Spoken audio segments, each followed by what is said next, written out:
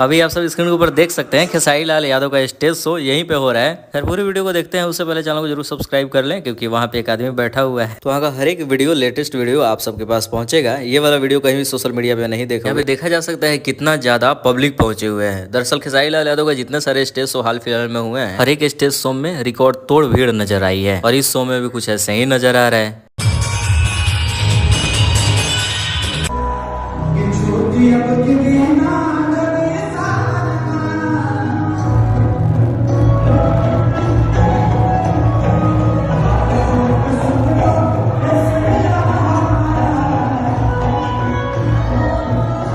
तो बस चैनल के साथ बने रहे, जितना सारे वीडियो होगा सबसे पहले आप सबको देखने को मिलेगा। और इंटरेस्ट की बात यह है कि खेसारी लाल यादव के साथ टुनटुन यादव भी पहुंचे हुए हैं। तो शेयर कर दी इस वीडियो को, सबको बताएं। बाकी के अपडेट्स के लिए चैनल को सब्सक्राइब करें। मिलते हैं नए वीडियो के साथ।